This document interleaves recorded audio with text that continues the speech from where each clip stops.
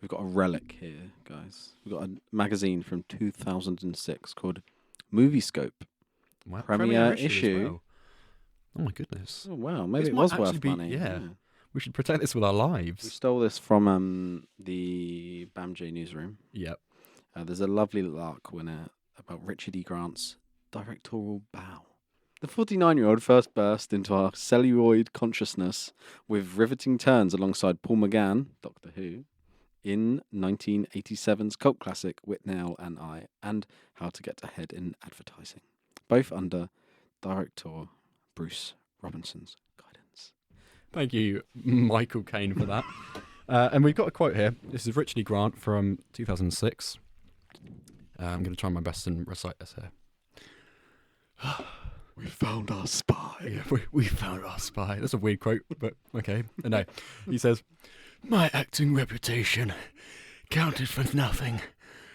I had no track record as a writer or director, and the risk of that is enormous." There we go. It's really verging on King Charles. Yeah, it is. It's really verging. Camilla. Which is also not too far away from Mark Ruffalo in Poor Things. Whoa. Look at that for a segue, guys. Bella! You've whored yourself.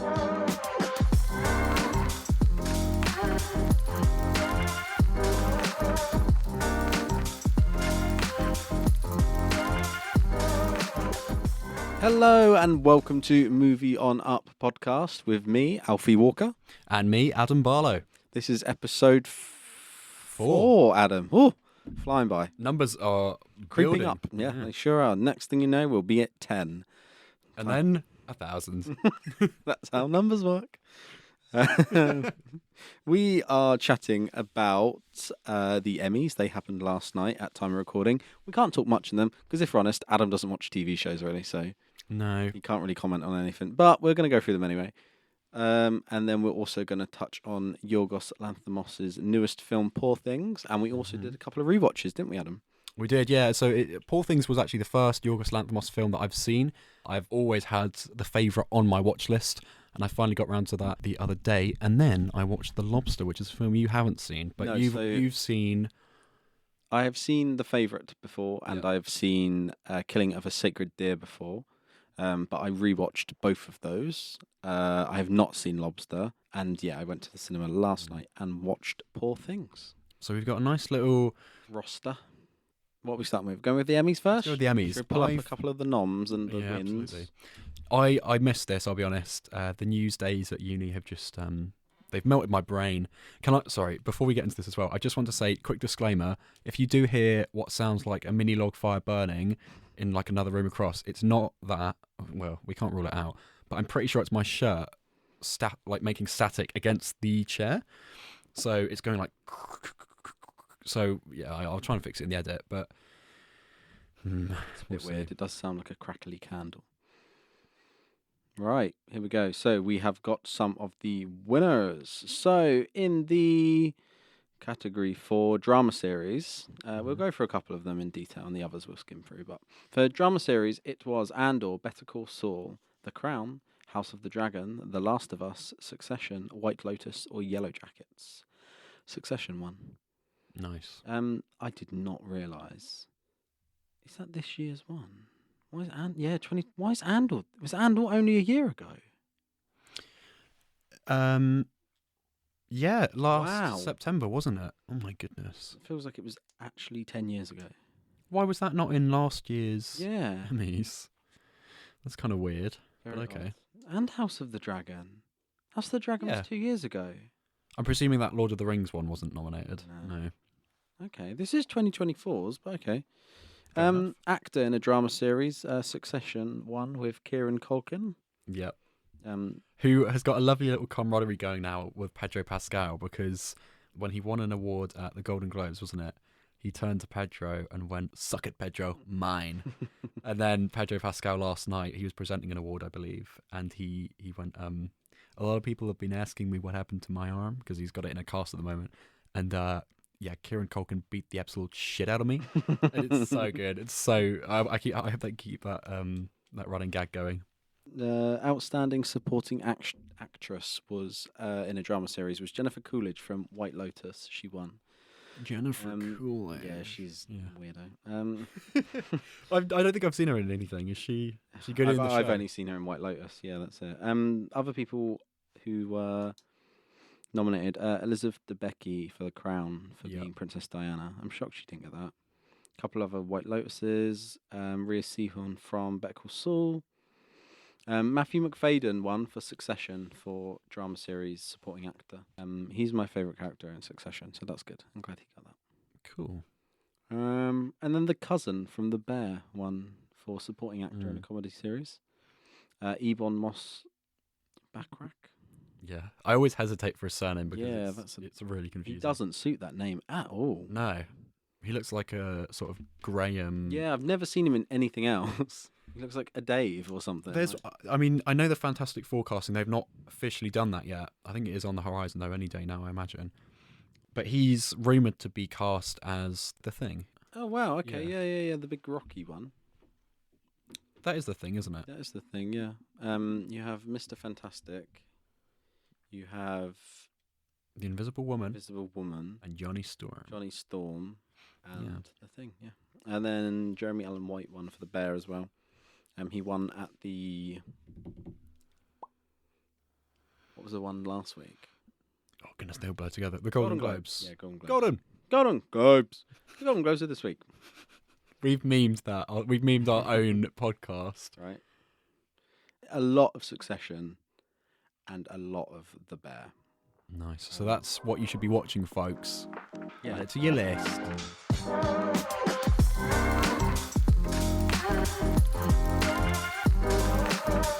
Poor Things, and I'm not talking about us two. Poor Things came out on Friday, directed by Yorgos Lanthimos. He's done quite a few films now. His English language debut being The Lobster in 2015. Then he did Sacred Deer in 2017. Yeah, then and The Favourite in 2019, maybe 2018. 2018. And then this year we have Poor Things. I will say, from the three I've seen of the four, he's the most Oscar baity director I've ever watched in my life. You reckon? Yeah. It's like I enjoyed watching the films I've watched. They're great. But they're so made for the award seasons, aren't they? Yeah, they're very European, whatever that means. You're right, to be honest, they are a little bit artsy. Europeans got a good way to explain them. Should we go with Poor Things first? Should we touch on that? Let's focus on that. That's the freshest one in our minds, I'd say. Absolutely. So, stars Emma Stone. Is she Australian? No. I think there's a meme going around on TikTok. I know exactly the one. And it's like someone's saying, I'm a star, but I'm a star! Yeah.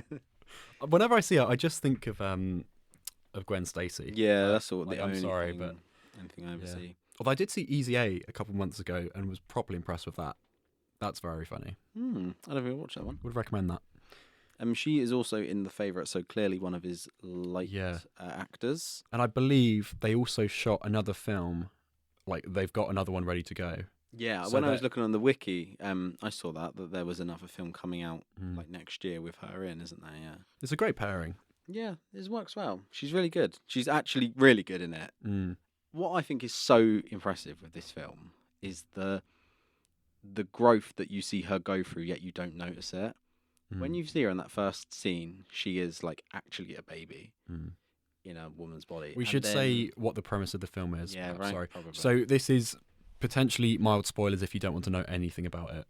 Essentially, it's kind of set, I guess, in turn of the century London. It's like Gilded Age, isn't it? Which is kind of Victorian, but like 20s, I think. Is it set like that? But it's fantastical. It's obviously really embellished and weird, like some fantastic set design and weird ideas in there. Basically, a woman in that age jumps off of the Tower Bridge and then she floats down. Willem Dafoe playing something of a scientist himself. I'm something of a romantic myself. The biggest nod to that ever in this film. Is it what's his character's name? Godwin Baxter. That's it. Referred to as God. Yeah. Do you get it? Oh because yeah, he's playing God. light bulb moment. Sorry, that sounds really sarcastic, but that's my only gripe with the film, really. But yeah, her body's really well preserved, but here's the twist: she was pregnant. So what does Godwin do? He takes the baby out of the mother. It's pretty graphic, to be honest. Yeah, it's very vulgar, but all his films are, aren't they? It's twisted, but it's sort of a optimistic tale, I would say, overall. It's the nicest of the ones I've watched of his, for sure. Yeah. So yeah, they take the baby's brain, puts it into the mother, and thus we have a grown woman that's Bella Baxter, with the mental age of a baby, but she is developing quickly. So yeah, Yeah, I think it's actually shenanigans ensue. How well they portray her growing up in a short space of time. Like, you don't even notice her growing up. No. But yeah, by the end of the film, you're like, oh wow, she's a fully formed adult. I think it's obviously props to, I'm guessing, Yorgos, who wrote the script, and then Emma Stone for acting. But the way she ages, like, it's so subtle in each scene. There's a tiny development, and then by the end of the film, she's like an actual fully blown woman. It's really good. It's mad. I agree. It's fascinating because you kind of can look at a performance like this and be like, well, I could go around throwing tantrums like that. You kind of think on the surface level, well, you know, where's the acting nuance in that? But there really is, because she's doing an accent. Because I just think of Emma Stone as being British at this point. Yeah. But she's American, doing a pretty good RP, obviously embellished, and she's speaking like a baby. Like what's the line she says? Bella is much excited or something. Just random, just choppy words. I think there's a fine line, isn't there, between being like cartoonish, taking the mick, baby talk, and what she does. And I think it's really impressive. I think it doesn't hit that sort of cringy thing. I think you can see it, and it works the whole way through. And as it develops and develops, I think it's really smart. It's really smart. Absolutely. Also featuring Hulk himself, Mark Ruffalo. Mark Ruffalo. You know that from the Ragnarok tour. Whenever someone says Ruffalo, I'm like, I've got to do it. And then we have Willem Dafoe as Godwin Baxter, and then we have, what's his name, Rami Youssef. Rami Youssef. I haven't seen him in anything. I think I don't think I have, but he was really good. He's got a kind of a small role, but it's a pivotal one. So yeah, he's kind of in the film, then out, and then back in at the end. Much like Mark Ruffalo through this whole film and Emma Stone. Oh no, we've got to it. Yeah, I mean, overall, I think I went in really quite worried about it because I'd heard it was quite gruesome, as all his films are, very sexual, as all his films are. Yeah, right. Real common theme. Yeah, maybe you should switch it up and do an action comedy. No. I think the favourite is... I'll touch on it now while we're here. I think the favourite is the outlier of the three I've seen. I think the favourite is the more classier one. Even though it's vulgar, I think it's like the theming of the what age they're in and stuff. It isn't... Whereas this is full on, isn't it? Like the I don't even know what the art style of this film's called. I don't know what it's in reference to. But the way, like, all the sets are miniatures, and the when they're on the boat as well. Yeah, when they're on the boat and the sky in that scene is like purple, and I think it looks amazing. Yeah, it's really good. It's unlike anything I've seen, but I mean, we haven't studied film, so we probably haven't seen totally the bits that it's taking reference from. But yeah, there's so much in it to really kind of chew on, I think. And it could easily, like, let's say it now, there's absolutely buckets loads of sex in this film. Yeah. Do not go see this with your grandma. No. No. It's like, I think it's the thing is, with, like, people were saying, like, oh, Saltburn this, Saltburn that. Saltburn's just weird. There isn't any sex really in Saltburn, but Saltburn's sexually weird. This isn't weird. It's just straight up Mark Ruffalo going at it with Emma Stone. The tone is weird with the baby brain in her head. That's big. That's people's biggest complaints. They don't touch on it much, do they? So, like, the because obviously it's very iffy. Yeah, Very, Mark very Ruffalo iffy. shags this woman who has the brain of a theoretically 8-year-old in it, Yeah. and I get it why people are upset at it, Mm. but I mean, it's kind of silly to have that criticism if you know the director, though, because you look at his other stuff. I mean, I don't know much about Killing of a Sacred Deer, and I won't say it on the podcast in case people haven't seen it, but I know one of the final scenes in that, and it's kind of shotgun and shocking. Yeah, spinning round. Yeah, yeah, yeah. Like that. That obviously, you've got at the end of the day, it's acting. He clearly states, like in the film, you can tell from the way characters react to what's going on that that's not okay in any way. Yeah, because Rami It's Youssef's not like character specifically says, "No, I don't want to take advantage of you," doesn't Yeah. he? Yeah, And I guess it's clearly a comment on Ruffalo's character, I guess, isn't it? But yeah. and It's a really brave role actually for Mark Ruffalo to take on, because when I saw that he'd been nominated for some of these Best Supporting Actors, and I'd seen him in the trailer, and he basically gets slapped, and he goes, "Oh," or he's screaming outside the window, or saying like, "No more, one's enough. Yeah. Any more, it's too much," and he's just doing this kind of It's like really camp, sickly isn't it? sweet Yeah. camp British accent that's just I absolutely found hilarious all throughout the film, because it is very funny as well. Probably laughed the most at this of the three I've seen. I think it's the nicest. I mean, spoiler, it has a happy ending, whereas Yeah. The Favourite ends on like a dour note. Killing of a Sacred Deer ends on a very horrible note. Lobster? The Lobster is yeah. Yeah, so it's the first one to have a pleasant ending where you leave the cinema being like, oh, yeah, nice. Like, And I think this is that's totally why down to that's my personal favourite. preference. I think this is why it's got a more optimistic tone to it. As you say, it's got a happy ending. Well, it's still twisted, but it's, yeah, the characters that you want to see succeed do. Yeah, it's in the same way that a Disney villain dies at the end of the film, isn't it? It's in Yeah. that kind of vein where, oh yeah, too right, she's won in this one. Yeah, like. yeah. And I think that's why it's my favourite, and I imagine that's exactly what you were just about to say. That's absolutely. why it's my favourite. It's just, it feels more whole. Mm. It feels like almost a 3-part structure, and then obviously it's more than 3 parts because it has the like scene changes where it's really artsy of her like walking on the letters. Gosh, yeah. How many chapters are there? About 10? Yeah, I think it was like Oh no, sorry, 5. Yeah, I'm thinking probably of the 5. favourite. Sorry, yeah. yeah, but it was I didn't think about the favourites. Similar, isn't it, with that? But there's like London, then Lisbon, then boat, then Paris, then no boat, then where the poor people are, all the dead babies. Oh, it's the really long name. When that subtitle comes up, Alexandria, and it Yeah. takes you half an hour to read Yeah. it 'cause it's in weird font. I looked at it. I was going like, Alexandria, yeah. Then Paris, then back to London. So yeah, what's that? Yeah. Like 6, 7. Yeah, and they work as like an individual piece as well, don't they? Like each bit is a completely new section. It's really cool. It's fascinating to talk about. I hope people go and see it, and I hope it wins the awards as well. I think Emma Stone's in with a chance. I know we don't have Definitely. the Oscar noms yet. The trailers before that, it's award season, isn't it? But the trailers before it all just Oscar film. Oscar film. It's like the colour. Sorry, this is a bit of a tangent. With the exception of, and I don't know if you got this trailer as well, the weirdest trailer I've seen in years, and it looks like absolute I don't know who directed it. I don't know when it comes out or anything.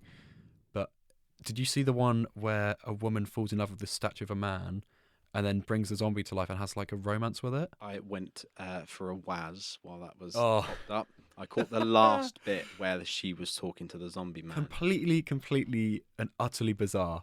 I was absolutely speechless. Like the whole audience kind of smirked when it ended. I was like, "What? Do you know what it's called? No, we'll No, look it up quick. Hang on. That's exactly the face I had. We just watched the trailer, and yeah, my god, like Stars Catherine Newton, and who was the other person in it? Hang on. Cole Sprouse. is that who the zombie is in it? I suppose so. Yeah. Wow, I didn't even notice. Yeah, kind of horrible Yeah. because the trailers were like the color purple, which is being huge Oscar talk. Yeah. The Holdovers. straight holdovers. The trailer for that's great because it's such a throwback, isn't it? With the And voiceover for the and first stuff. time in ages, because I didn't see it until since when it dropped. All of Us Strangers. All of Us Strangers, yeah. And then there was another one as well, with a woman. It had Olivia Colman in. Did you get the trailer for that as well? And Oh, Timothy Wicked Spall. Little Letters. Yeah, that looked great. Wicked Little Letter. I thought that looked Or really Wicked good. Little Lies, something like that. Yeah. Yeah, I thought that looked really good. I was quite excited for that. I haven't even heard about that. That was a huge tangent. Very good. Yeah, sorry. Back to Poor Things. Sorry, I was saying about Mark Ruffalo earlier and how it's a quite brave role. Obviously, he's been saying in the sort of press junkets for this film that it's kind of comfortable to have done a franchise for so many years, obviously the MCU that he's a part of, but then it's also horrible for a creative person to be constrained. Yeah. Too, because the MCU is a carbon copy now, isn't it? And I think MCU actors kind of have this curse of not really being that successful outside of those films. But I think Mark Ruffalo is definitely an exception to that. Yeah, Downey Jr. And I know Mark Ruffalo, maybe he's not people's favourite actor, but I think he's consistently good, and I really do hold him to a high, in high regard. I think he's excellent. I think, yeah, because he was given the chance to finally actually sort of shine, wasn't he, in Ragnarok? Yeah. And I think he does. I think that's like his best film. Yeah, you're right with the actors, because like Downey Jr. is doing well, isn't he, with the Oppenheimer role? Other than that, I don't think I've seen anything since post Iron Man. No. I mean, his first film after Endgame was Dolittle, which was right at the start of 2020. Oof. And I didn't see that, but I saw some clips from it and I heard the reviews. Wow, was that? Yeah, I remember that film. Now you've said that, the animal one. Yeah. Yeah. Wow. Stacked cast, apparently terrible. Yeah. Yeah. The Poor Things. The score is great. The score, the way the little musical cue at the end of the trailer, where the like violins kick in, and they're all plucky, and it's and that just feeds through the entire film, especially towards the end after there's the sort of twist. Once they're back in London essentially, and there's a little twist at the end, and you think the film's going to end. For what's worth, I sure did. And then it pipes up again, and this like little plucky violin score like feeds through the whole way, and it's lovely. It's really good. Yeah, it's eerie. It's really eerie. It's kind of kooky. Yeah, and then with the runtime, I would say personally, I think I got a little bit restless. You think so? Do you think they could have shaved off 10 minutes maybe? Yeah, I think it. I mean, it's. I checked the time once. Yeah, I did. Sort of, it was just before she started getting married. It was sort of like after the Alexandria scene. Like after that bit, that's when I started to. I did check my watch. That's fair enough. The characters, don't know his name, but the black guy and then the old white lady on the boat. I think they were great. They were such minor roles. But when he showed up and he was like, the way he was dressed with the tiny sunglasses and stuff, I think it really stood out on that boat. I think it really sort of added something, because I was worried it was just going to be Emma Stone and Ruffalo all over again. But I think those two in it sort of just added a new dynamic. I think it's really nice. Gerard Carmichael and, oh my goodness, Hannah Shigula? Yeah. That's who plays them. No clue. Harry Astley and Martha Vaughn. What's the actor? Yeah, Martha is the other. I thought they were great. I think they added like another little dimension to it that wasn't there. His character popping in and then like showing Bella the thing on Alexandria with the poor people and that. Yeah, I thought that was a really powerful scene actually. I think the message I didn't really get the message of the film until it got a bit more obvious, which is probably bad on my point, but I wasn't too sure what the movie was trying to like say, because obviously it's obviously trying to say something, and then it wasn't until then when I got the like, oh right, so they're saying the world isn't just full of great things that she expects it to be. It's all about the discovery of dead babies and people selling themselves for sex and stuff like that. And I think it's good. At that point, I did like it. Yeah, it's brutal, but then also, as we said. Yeah, I think a really lovely film overall, as mean-spirited as it can be. Definitely my favourite of his work so far. Yeah, I would agree. When the pug on the chicken body showed up, I audibly laughed. The dog with the duck head, so many like weird. It's so when he sat at the dining table and he just goes, I'm like, what is going on? And he like burps out a Yeah. bubble. It was so left field. Like He does that what? about 6 times. Yeah, it just randomly, it just cuts back to him in London at one point. He just does it, and then it cuts away again. Yeah. Like... Yeah, honestly, I mean, in his house particularly, the designs of everything and the intricacies is insane because the makeup, I think, took him like 6 hours to put that on Willem Dafoe. And I turned to Jess, who I saw the film with, and said, actually, that's not makeup. That's just normally for his other films, Willem Dafoe gets a load of makeup put on.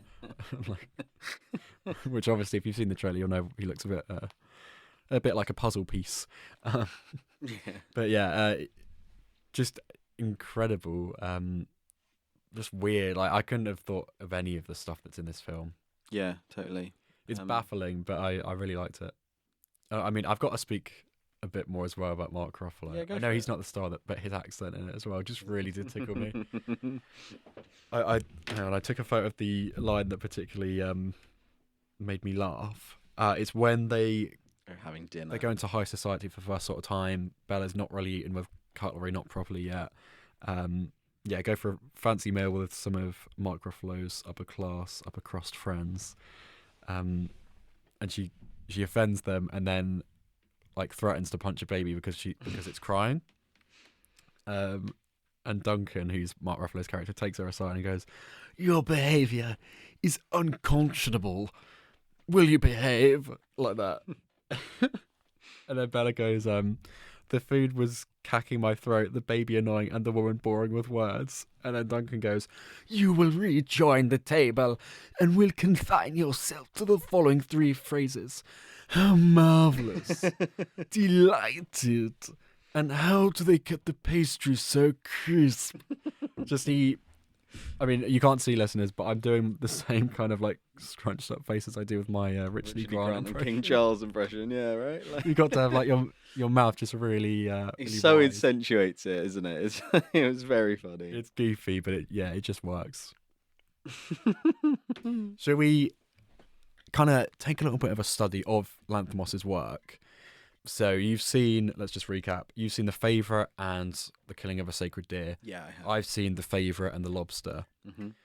Let's talk about The Favourite first. Good idea. What's your kind of general thoughts on it?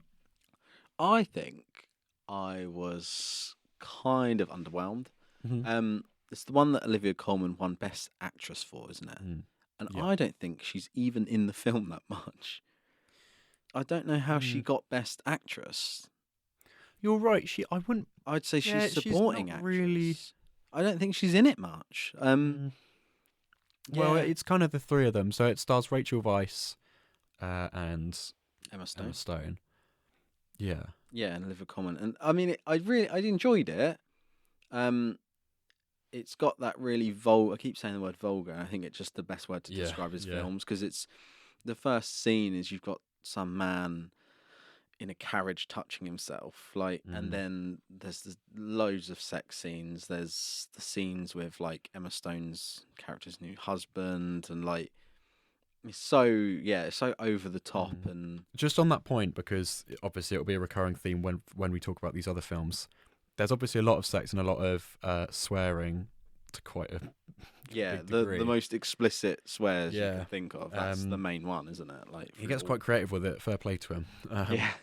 But yeah, I think there's a conversation going on at the moment, really, or certainly I've seen, again, with Saltburn, which I cannot escape since starting this podcast. Adam and hates it. I don't hate the film. It's just, when people keep rabbiting on about it. No, I agree I'm with that. It's wearing thin on me as well now. Like, I've really enjoyed it, but Yeah. the constant TikToks is like I'm Yeah. struggling with it. Just to name drop James and George in here from Pop Kitchen. They hit the nail on the head in their latest episode where they said the thing is with that film is TikTok's made it into a bit of a challenge to watch it, and then people have said, let's go and watch this with my parents, or they watch it on Christmas Day, which is a horrible Christmas Day film, I would say. But I think it's brought it to a wider audience than it otherwise would have reached, because I don't think it is certainly weird, but I'm sure there's weirder stuff out there, like all these films that we've seen from Yorgos. I think it's quite a good example of people who don't watch cinema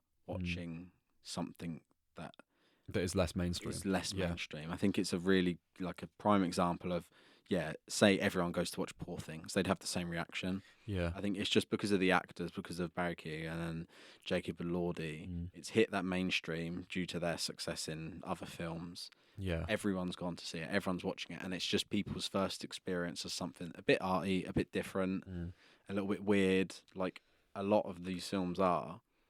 And that's why it's just sort of like you said, hit off on TikTok, like become a challenge. Whereas, yeah, I think it would be the same reaction if everyone was forced to watch Poor Things or Killing of a Sacred Deer. Like, I think everyone would have the same reaction. Do you think that? I mean, it's a huge subject, but like sex scenes in films, like in Oppenheimer, people said that wasn't really needed.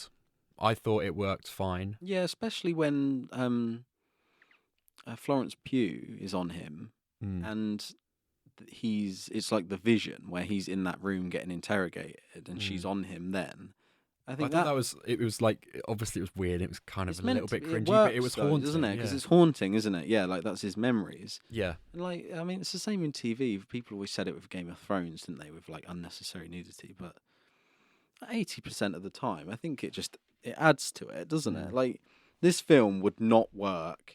Poor Things would not work if it didn't have nudity in, would it? The whole film is about this Bella about finding, maturity. Maturity, discovering the world, discovering herself, that kind of thing. Yeah, and without those scenes, it's a main part, isn't it? So I just don't think you get the theming of it. No, and I commend him for sticking to his guns as well, because he's done it in all those other films, and he delivers a challenging watch. And I'll be honest, for each of these films that I went into, I had a slight sense of like, oh, I don't know if I'll like this. But I bar The Favourite, which actually ended up underwhelming me, which is kind of a weird dynamic. Interesting that we've both said that then, actually. We've both said that it's underwhelmed. I think it's because that's the one that's maybe the most mainstream of them all. It's the most grounded. I just find the ending a bit of a...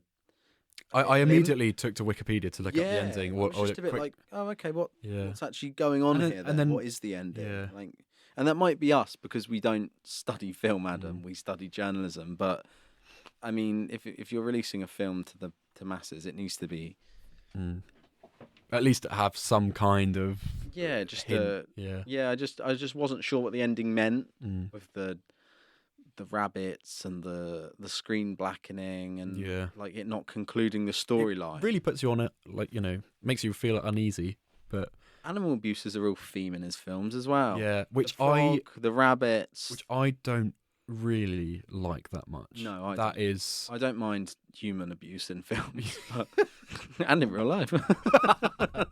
But Dorset Police, if you're listening, this is a joke. It's the same with everyone. It's always that I don't care if the person dies in the film, but does the dog die? Isn't it? It's exactly that. Yeah, the frog getting squished in her hand, and that I don't mind because I do not like frogs.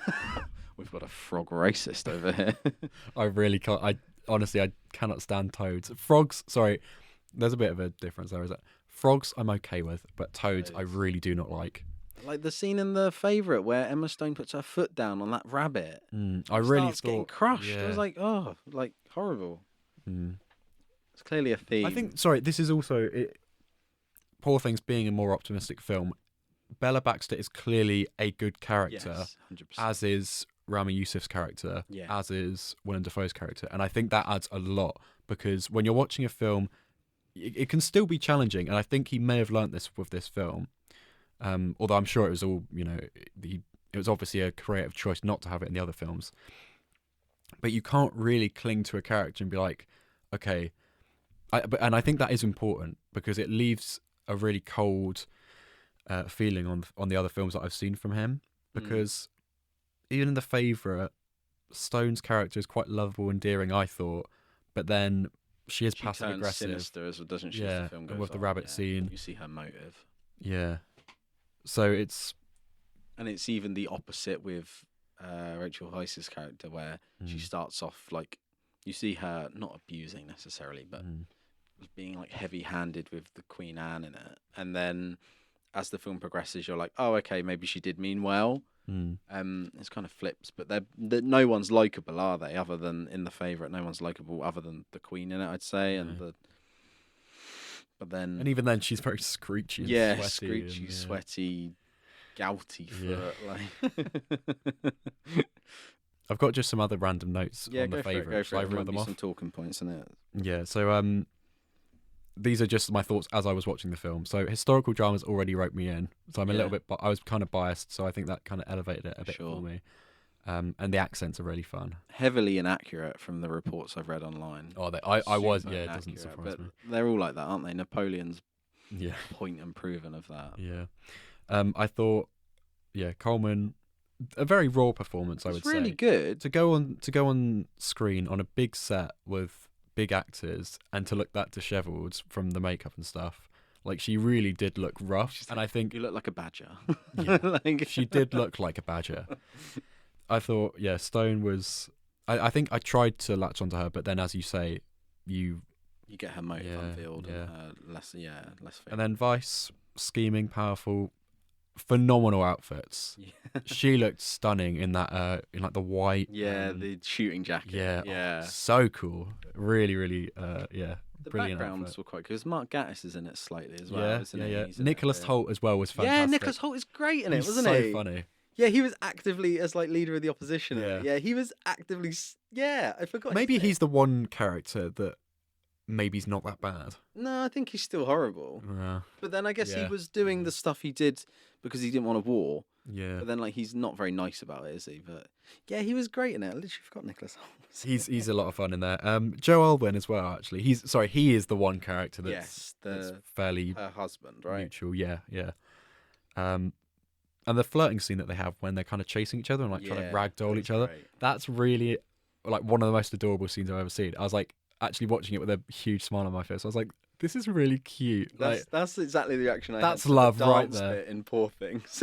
Yeah, when they started dancing, and I was like smiling, giddily smiling Yeah. at that because I just loved it.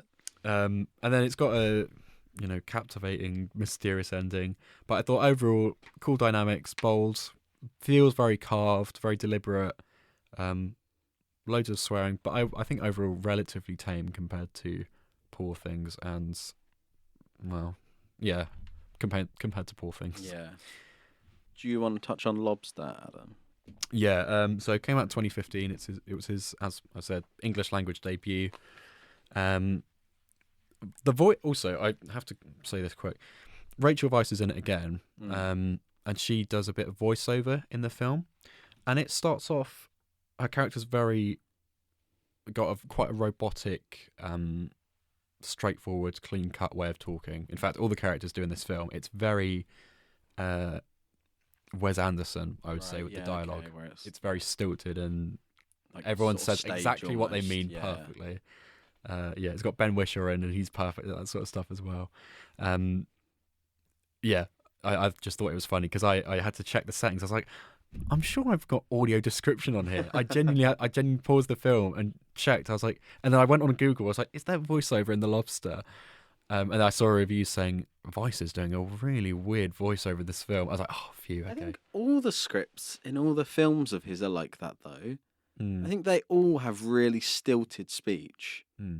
Killing of a Sacred Deer, which you haven't watched, is so weird because the subject is so like bizarre and the themes of the film and the way they all talk to each other is so weird. The same with The Favourite; they're all a bit stilted, and I think it's that less works noticeable because it's their timepiece. Yeah, but then Poor Things, I guess, also has the same thing where it's sort of timed. So, but they wouldn't be speaking like they do in Poor Things. I think it's clearly really bigged up and emphasised. Yeah. But yeah, it's noticeable in Sacred Deer. Sorry, go on about Lobster. I'll also say quickly what it's about. Basically set in a kind of near dystopian future. There's a hotel. Basically, in society, everyone has to be in a relationship. I don't know why, but it's just the way it is in this film.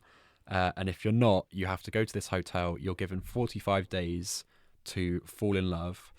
And this is where, again, the Wes Anderson kind of crisp cut way of talking comes in.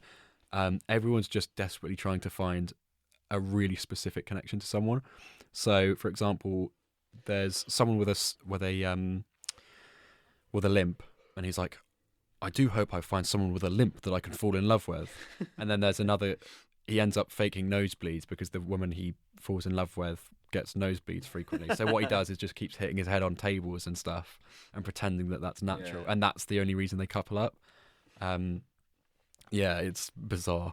And basically, if at the end of this 45 days, if you haven't found love, then you get turned into an animal.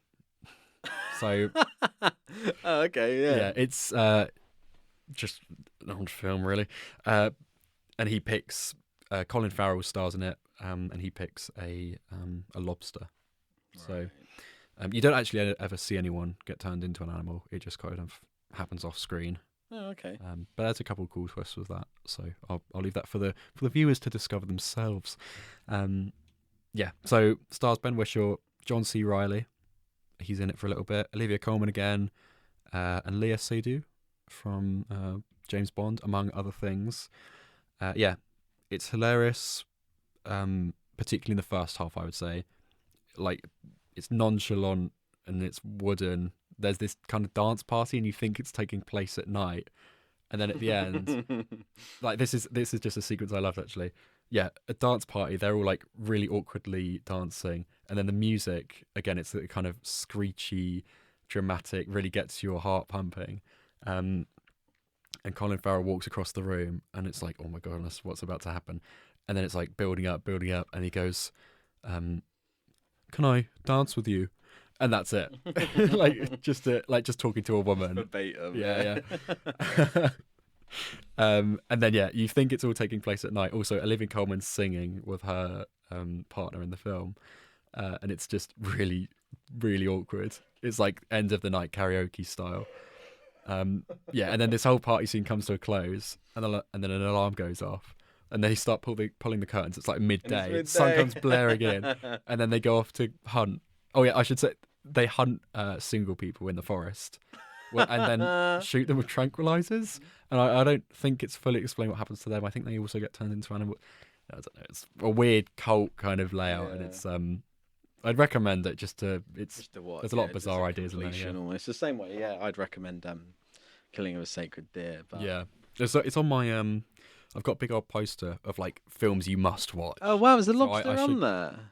Oh no, Killing. I think Killing of a Sacred Deer is, or certainly one of them is. I think. Yeah. Yeah. So that was a pretty good. He's very feeble. I think that's the word to describe Colin Farrell in this movie. But yeah, overall, just quite a cold, dark, calculated feel to it. I think. That again, there's some animal cruelty that really is quite cruel in this film. So, I kind of hesitated from the film after that. I think it's a director that really doesn't really want you to love the films, but kind of sets up this cold world and then tries to get you to connect to it in some way. But it's not really emotional in the films. It's kind of shocking, but sort of teaches you something. And I think it's a different style of filmmaking to what the mainstream audiences kind of expect. It's just thought-provoking, isn't it? Yeah. I mean, one of the best scenes as well I've written down here is they go to a shopping mall in the big city. They kind of get out of the hotel at one point. And again, the music is really like screeching in your ear. And it's just like they're pretending to be coupled up. So it's just a really normal shopping trip. They're just shopping and like just picking up things, looking at packaging, putting it back down, and then like putting stuff in the basket, going to the till. But it's like really intense close-up shots and they're sweating and it's just so funny. And that scene was particularly like a standout for me. Yeah, it's good. I'm sure it's on YouTube. It just looks so weird out of context. But I thought it was insanely unique, and you'd be hard-pressed to find anything similar to that anywhere else. And I think the second half is stronger. It's less absurdist, but it's more emotional.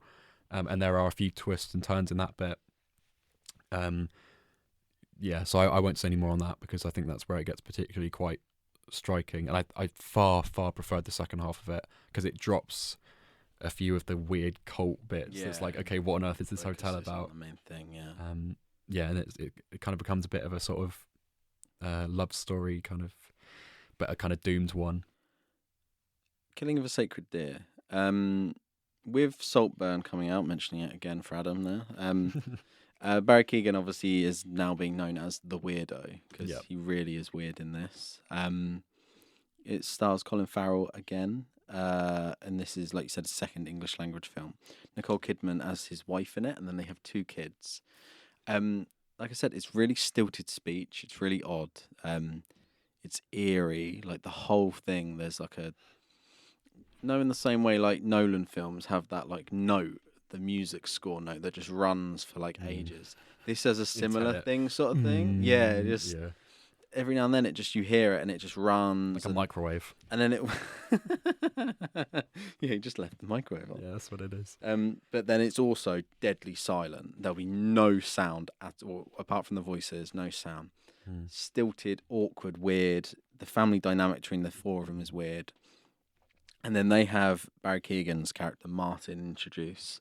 I'll say it because you find it out straight away, so it's not like it's a spoiler. But you find out that Martin. So Colin Farrell's a surgeon, and then one of his patients died, and then the patient that died, Martin, is his son.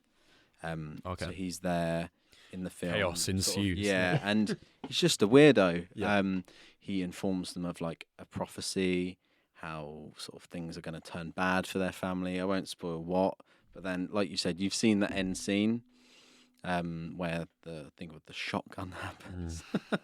Which I just laughed out of like. Yeah, oh, okay. like it's a slow burn in the way that it runs. It's really sort of slow in the first bit, no music, just them talking, builds and builds and builds, and then it starts to like get really twisted with the character Martin, who Barry plays. Really recommend it. I think I was a little underwhelmed, only because I have often heard that people love it, and it's on like lists, like you said, it's on your poster of your 100 films you need to watch, like that kind of thing. So I think it did underwhelm me a tiny bit. When did you watch it? Literally 3 days ago. So. Oh really? Oh, I see. Oh, Okay. so I've seen it before. Yeah. When it first came out, and then I couldn't tell you what happened in it until I rewatched it the other day. Foreboding like bits of music in it and like eerie silences. It's a lot of it's set in a hospital, so it's quite clinical as well. The shots are like, it's just creepy vibes the whole way through. It's not too gory. The opening shot is a heart being operated on, and I think that's the most gory part, other than bits of blood here and there.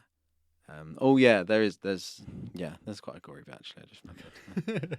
Blood starts coming out of eyeballs at one point. Lovely. Yeah, and I had to Google what it meant, sort of at the end, in the same way The Favourite. I was like, what exactly does it mean? Like, I could have a guess totally. It's the film, I think, is just a God allegory.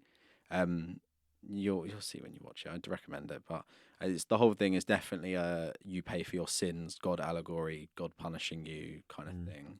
And then what happens is a result of that. But that was my guess before I searched it. But it's got like weird themes, very like culty, religions there, eerie, quiet, but weird, very weird. It's good. I highly recommend it. I'm gonna go away and watch Lobster.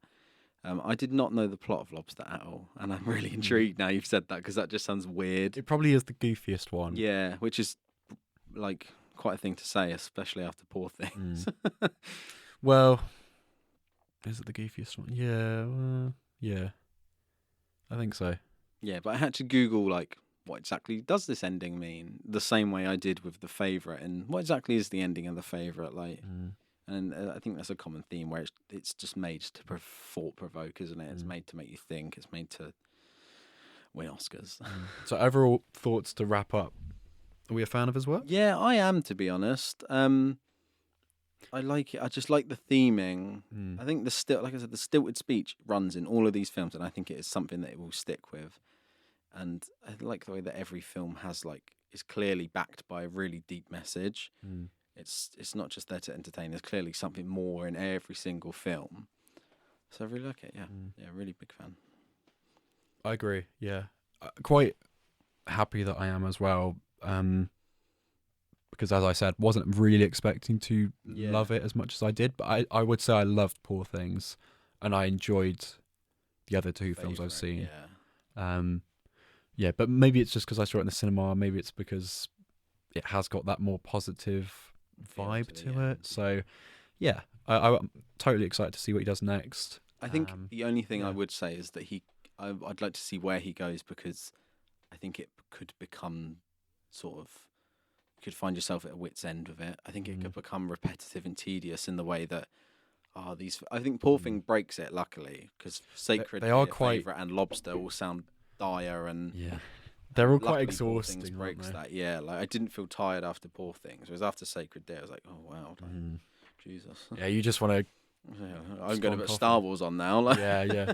to cheer myself up. But I think it could get really tedious and sort of testing and become samey almost. In that, oh, he's doing another one of those. But Poor Thing breaks that. So Yeah. I'd like to see, like you said, that new one that's coming out quite soon, I think. Brilliant. So overall, thumbs up from us on the Moving Up pod. Go and check them out. Give him a watch.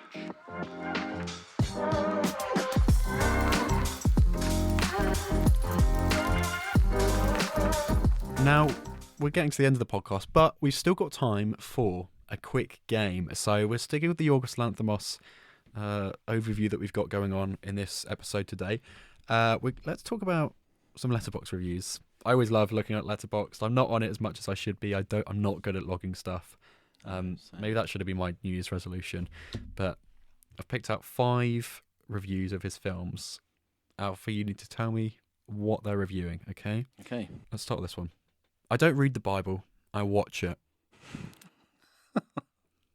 I'm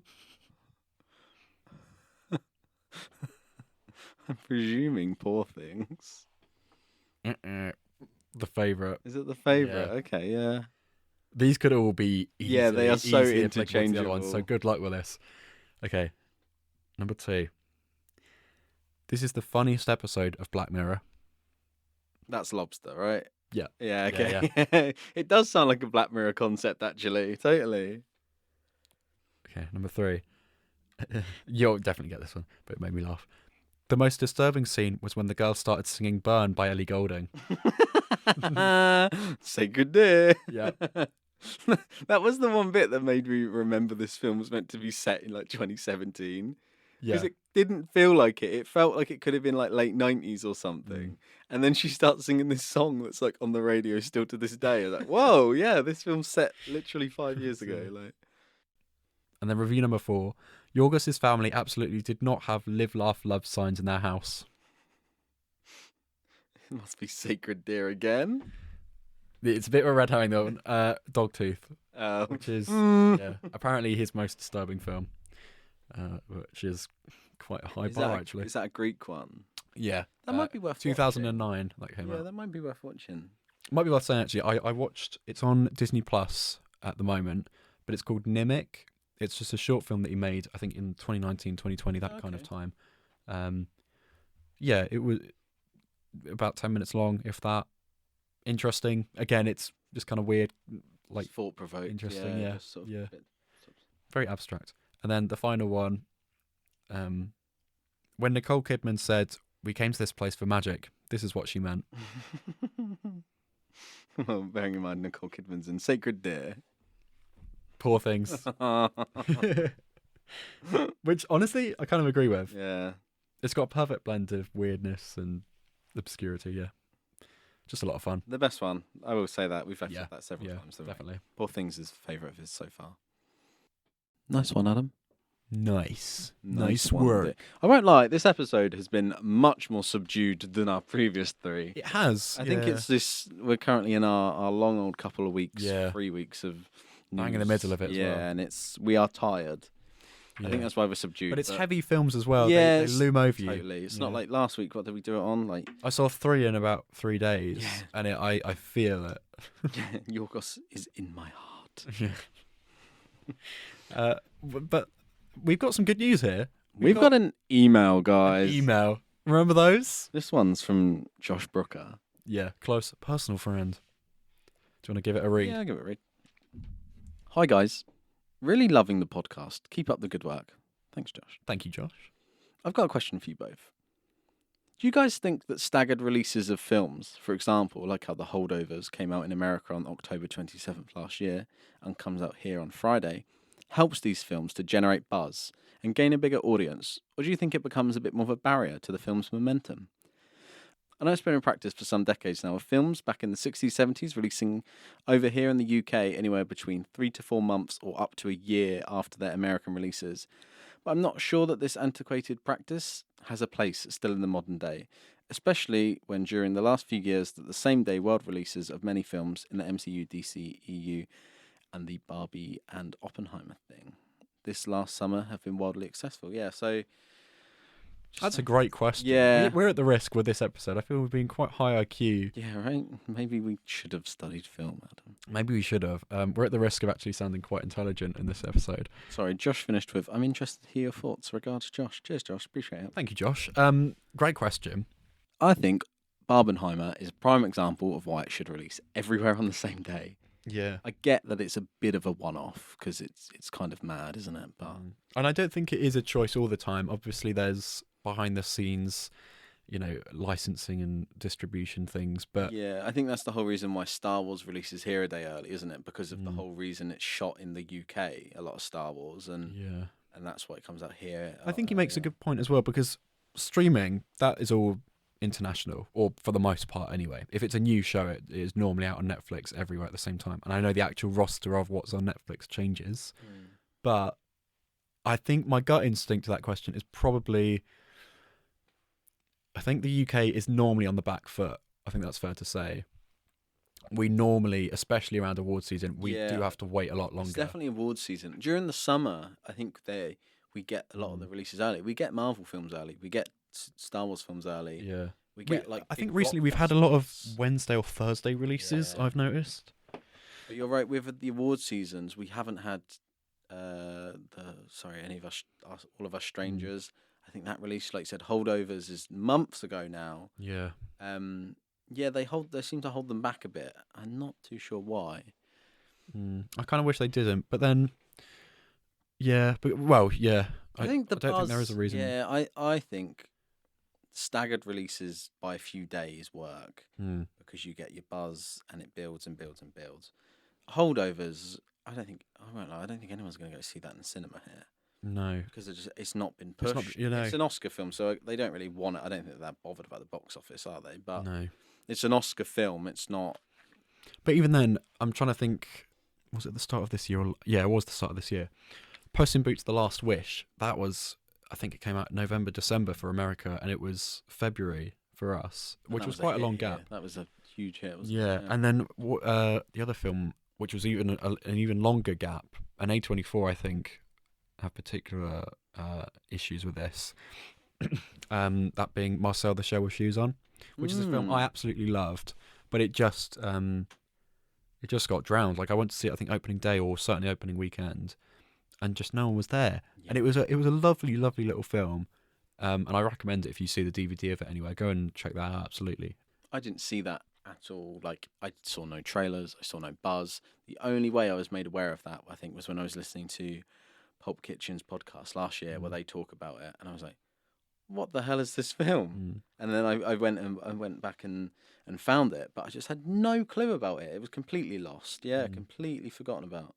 It's a real shame. I think it was really sweet.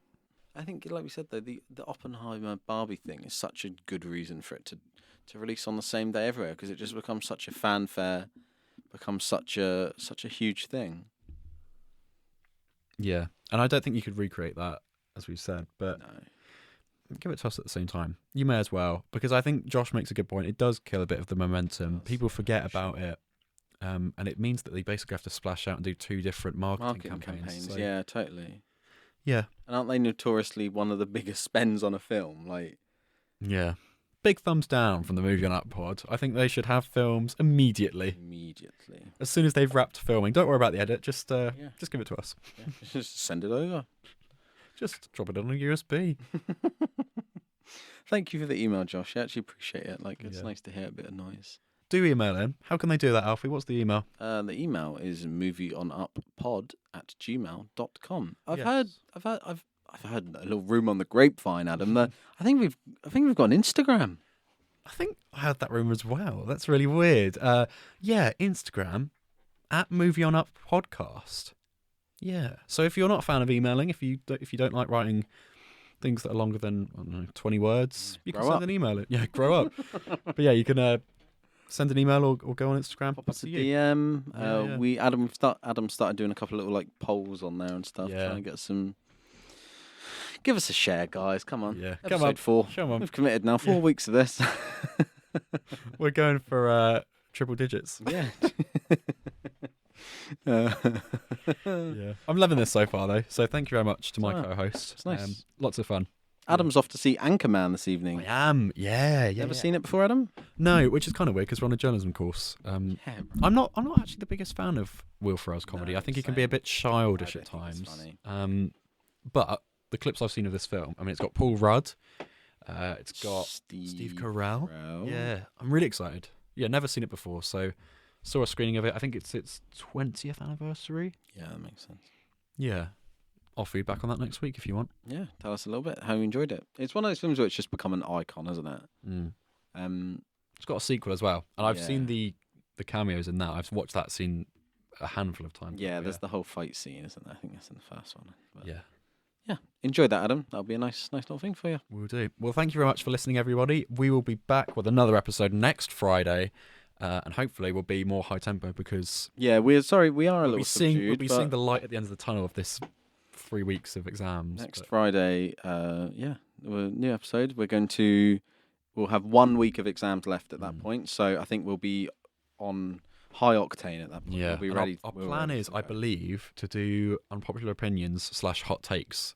So if you have any hot takes or unpopular opinions to do with the films, actors, genres, whatever it may be, send it in to the email or to the Instagram, or just stop us in the street and grab us by the collar and be like, "Oi, what's your unpopular opinion of this film?"